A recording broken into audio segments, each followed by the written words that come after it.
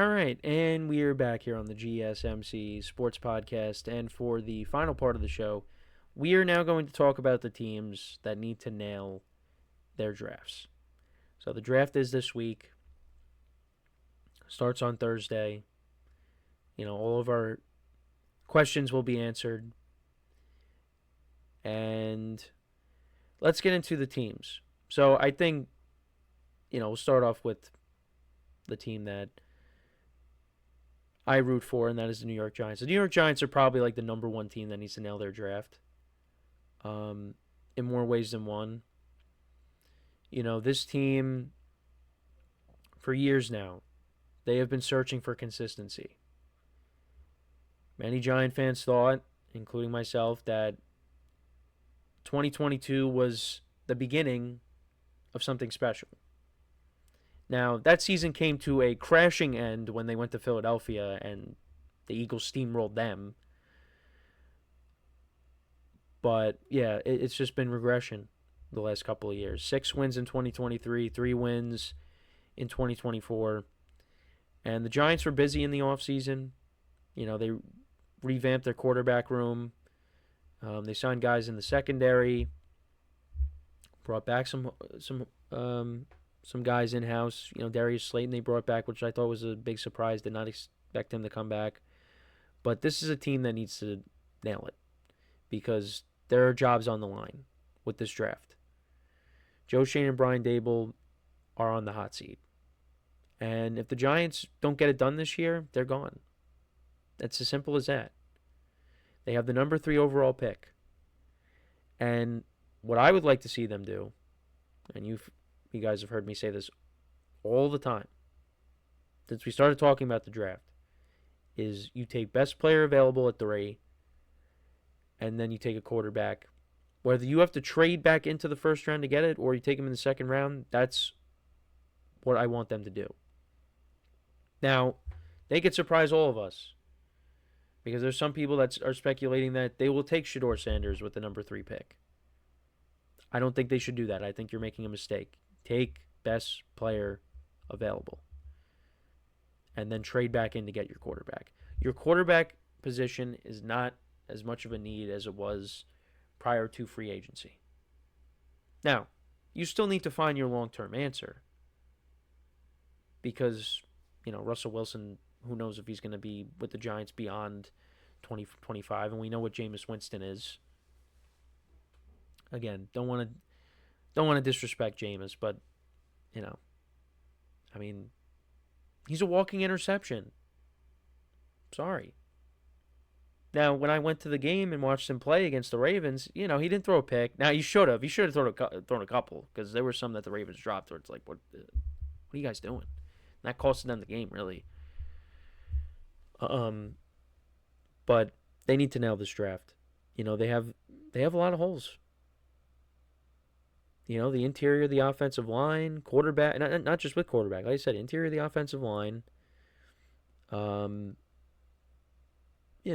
think defensively, you kind of, patched up your secondary, but maybe you still want to add more to that. I think, edge rusher, you went out and got Brian Burns, but, maybe you want to add somebody else to the other side with Abdul Carter. I think there still is another weapon that should be added to the roster. I think they will draft a running back at some point, like later in the draft. But yeah, quarterback is probably, like with this team, yes, quarterback you could say is probably the number 1 need. But again, this quarterback class, this is not the class where you say, all right, we're just going to take whoever. No, obviously if they like Shedeur Sanders and they want to take him, then you take him.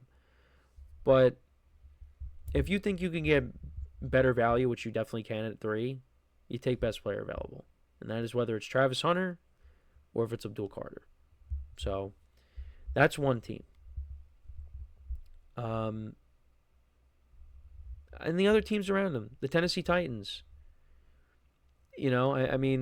Obviously the number 1 pick is kind of a no-brainer. They need a quarterback because Will Levis is not the answer.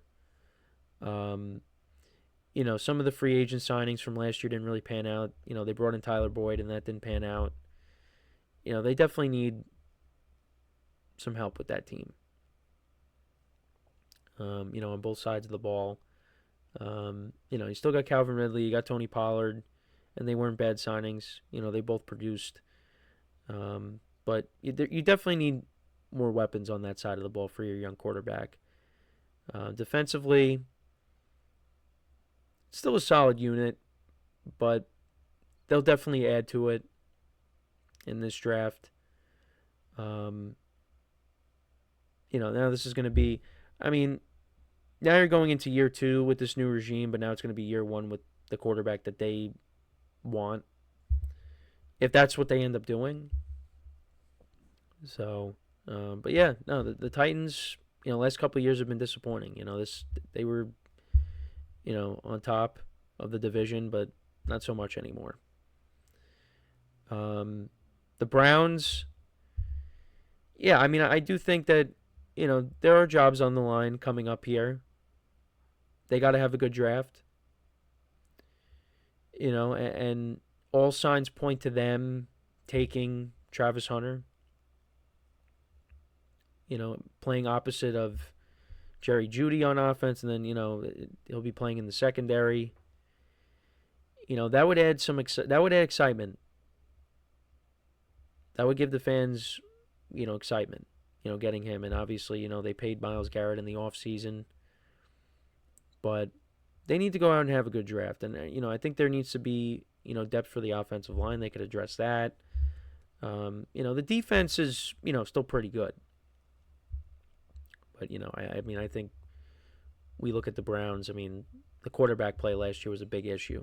So, I mean, they could be another team that takes a quarterback. Maybe they surprise us and they take Shedeur Sanders at 2. Or they do what I said the Giants could do, where you take best player available, or you trade back into the first round and you get a quarterback late, depending on, if Shedeur Sanders slides, which I don't think he's going to slide too far. I mean, because you do have another team that I will say as well that needs to nail their draft. But the Browns definitely. Last year you finished with 3 wins. I mean, it was the complete opposite of the year before when you won 11 games. So, you got them, the Raiders. This is the first year of Pete Carroll. Obviously, if the Raiders are bad this year, I don't think, unless they're really, really bad, which I don't expect that happening. Pete Carroll is, here for, we don't know how long he's going to be with the Raiders for, but he's going to be there for multiple years.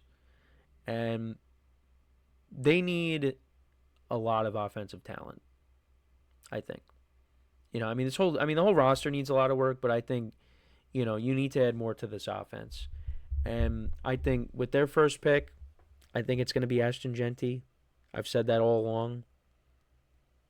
I think they're going to take him. They were not a good team running the football last year. I think that's where they're going to lean. And then, or maybe they take a receiver with that pick. But they will. I think they will take a receiver at some point in the draft. But yeah, you need a lot of offensive talent there. And you know what? I think if they nail this draft, that's only going to help them out. It's unfortunate though for them that they play in a tough division, because even if they are improved, like, how many games do you really think the Raiders are going to win next year? But hey, they pull off some upsets. Maybe they surprise some people. I think they definitely can. The quarterback play you expect is going to be better. The coaching is going to be better. So, we'll see what happens there. I'm trying to think of who else needs to. I guess the Cardinals, right? The Cardinals are a team. They get off to these fast starts and then they fall flat. I think the defense is where they really have to focus on in this draft. Could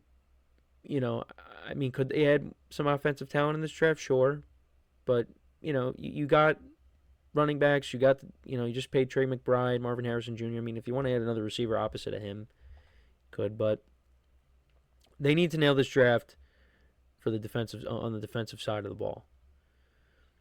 So, that's another team. Same thing with the Bengals. Like, you need to nail this draft, again, on the defensive side of the ball. Because that was their weakness That was their weakness last year, was defense.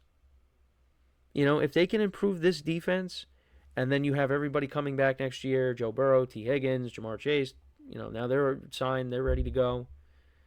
If this defense could be average, this team is a Super Bowl contender because their offense is up there with the best.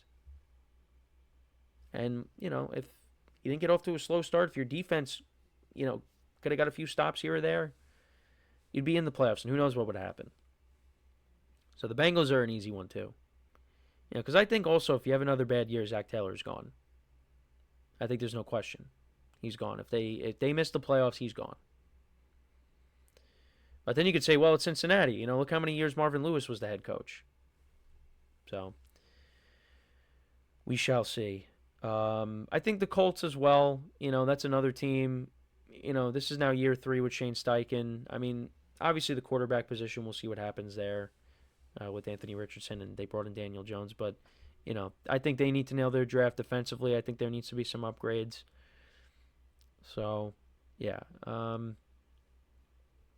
I think the Packers. I throw the Packers in there too. I felt like even though they did have a good season, again, they went one and done in the playoffs. I kind of throw them in there. Maybe as an honorable mention. But, yeah, I think Dallas. Actually, no, Dallas I would definitely throw in there. Dallas, because Dallas really didn't do much in free agency. They got to improve the running game. You did lose DeMarcus Lawrence in free agency. Zach Martin retired. I think, and that's, they made most of their moves last year, between free agency and the draft. It was through the draft. So, they need to get some impactful guys in this draft as well. They finished 7-10 last year, getting Dak Prescott back from injury. So, there's them. And, the 49ers as well. Because they've made a lot of changes, so I guess the Dolphins. You could throw in a lot of teams, but yeah, actually, but Dallas is a big one. Dallas is a big one that I failed to mention. But yeah, that is pretty much it though for the show for today. But let me know what you guys think though. What teams do you think should have to nail their NFL drafts coming up? But yeah, that is pretty much it for the show for today. The final Monday. Hosting the GSMC Sports Podcast is in the books. As always, thank you guys for tuning in. Make sure to check out all the other shows as well on the network. Make sure to leave a like, comment, and subscribe to both YouTube channels. Wherever you get your podcasts, make sure to check us out if you're on the go and you want to listen to us. So, yeah, until next time, I'm Kenneth Grunfelder signing off from the GSMC Sports Podcast brought to you by the GSMC Sports Network. Have a good day, and I will talk to you guys tomorrow. Take care.